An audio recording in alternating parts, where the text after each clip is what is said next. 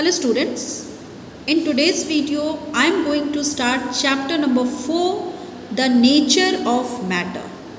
In this chapter we will learn classification of matter, basic properties of matter like solubility, appearance, flotation, etc.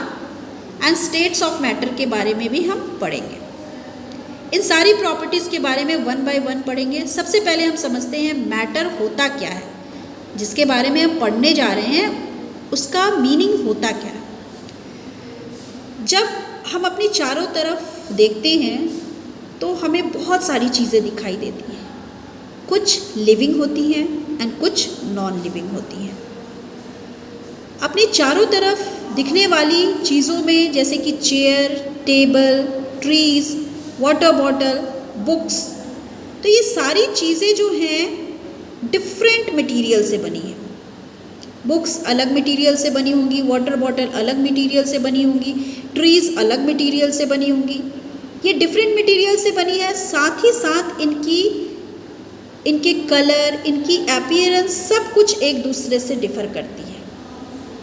But they have one thing in common. इतनी differences के बाद भी इनमें एक चीज़ common है। अब यहाँ पे क्वेश्चन आता है, ऐसी क्या चीज़ है जो कॉमन है? ये सारी चीज़ें मॉलिक्यूल से बनी होती हैं, छोटे छोटे पार्टिकल से बनी होती हैं एंड ये सारे पार्टिकल्स स्पेस को ऑक्यूपाई करते हैं। स्पेस मीन्स एरिया को कवर करते हैं and they all have mass. And in सब में क्या होता है? मास होता है। मास मीन्स इनमें वज़न होता है। ठीक है, क्लियर है? अगर हम चेयर की बात करें तो चेयर भी क्या करता है? कुछ ना कुछ स्पेस को ऑक्यूपाई करता है एंड उसमें मास भी होता है ना। सिमिलरली वाटर बॉटल की बात करें तो वो भी क्या करता है? स्पेस ऑक्यूपाई करता है, उसमें भी मास होता है। टेबल की बात करें तो सेम चीज़ उसमें भी होती है। तो ये क्या हो गई? इन सारी चीज़ों में ये कॉमन बात हो गई। ठीक है, तो anything that occupies space and has mass is called matter. कोई भी चीज़ जो स्पेस को ऑक्यूपाई कर रही है एंड जिनमें मास होता है उसको हम क्या कहते हैं? मैटर कहते हैं। क्लियर? अपनी चारों तरफ दिखने वाली चीज़ों में से कुछ चीज़ों को हम नेकेड आइज से देख सकते हैं। हम देख सकते हैं कि वो स्पेस को ऑक्यूपाई कर रही है, उनमें कुछ मास होता है। जैसे कि वाटर हमने टम्बलर में लिया तो वाटर ने क्या किया? टम्बलर की शेप ले ली, उस पूरी एरिया को ऑक्यूपाई कर लिया। अगर हम स्टोन को किसी टेबल पे प्लेस करेंगे तो स्टोन क्या करेगा? टेबल की कुछ एरिया को कवर कर लेगा एंड उसमें कुछ ना कुछ मास होगा, है ना। तो ये जो दिखने वाली चीज़ें हैं उसको तो आप इजीली बता सकोगे कि हाँ ये मैटर है, क्योंकि स्पेस ऑक्यूपाई कर रहे हैं, इनमें मास भी है।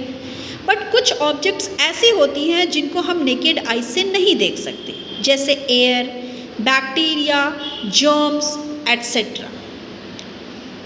ये सारी चीज़ें नेकेड आई से नहीं दिखने के बावजूद भी ये कुछ ना कुछ स्पेस को ऑक्यूपाई करती है। अगर हम एयर की बात लें तो आपका जो वाटर बॉटल है, इसमें ये सपोज़ कर लीजिए पूरी इसमें वाटर आपने डाला नहीं है, तो वाटर इसके अंदर नहीं है, दैट मीन्स उस बॉटल में क्या है? एयर है, जो कि हमें दिख नहीं रहा है। उस एयर ने उस वाटर टम्बलर की क्या की है? उस टम्बलर की क्या करी है? शेप ले ली है, एरिया को ऑक्यूपाई कर लिया है ना। तो ये ना दिखने वाली चीज़ें भी क्या होती हैं? मैटर होती है, लेकिन शर्त ये होनी चाहिए कि इन चीज़ों का कुछ ना कुछ मास होना चाहिए एंड कुछ ना कुछ ये एरिया कवर करने होने चाहिए। मीन्स ये चीज़ें कुछ ना कुछ एरिया को कवर करें और कुछ ना कुछ इसमें मास हो, तभी हम इसको मैटर कहेंगे। ये सारी चीज़ें एक या उससे ज़्यादा टाइप के मटेरियल से बनी होती है।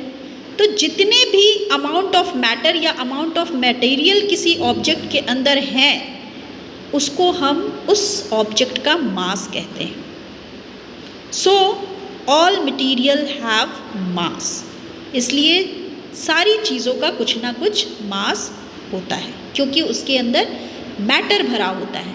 मैटर मीन्स छोटे छोटे पार्टिकल्स भरे होते हैं एंड इन छोटे छोटे पार्टिकल्स का मास होता है। तो ये सारे पार्टिकल्स जब एक जगह इकट्ठे हो जाते हैं तो वो एक विजिबल थिंग देते हैं, ठीक है। Okay, this is all about today's video. Thank you.